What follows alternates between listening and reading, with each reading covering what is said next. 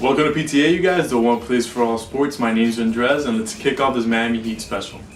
Breaking news is that Pat Riley has announced that the Heat will no longer be having Chris Bosh in their team this season.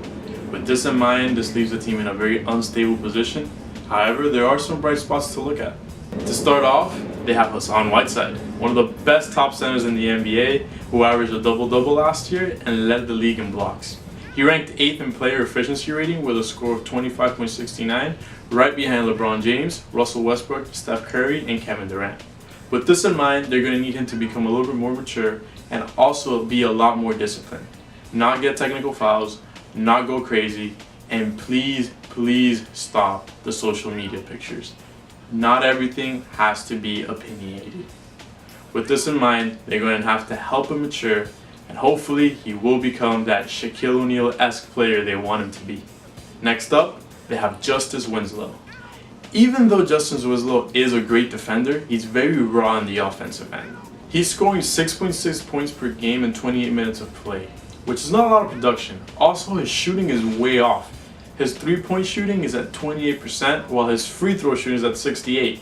The Miami Heat have a point per game differential of 1.6, meaning that every free throw they miss is potentially costing them a game in their schedule. So they need for him to shoot the ball better. The goal is for him to try to become a Kawhi Leonard player, but that's very far from now. Next, they're going to need Dion Waiters to play on that contract year and hopefully just grow as a shooting guard.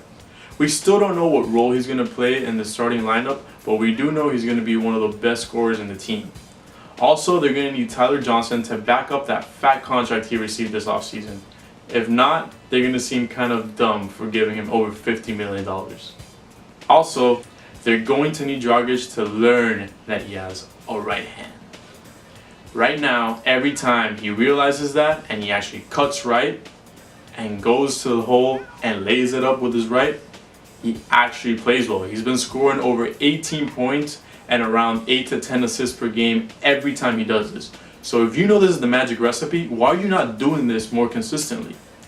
Which leads to the X factor of this team, which is Josh Richardson.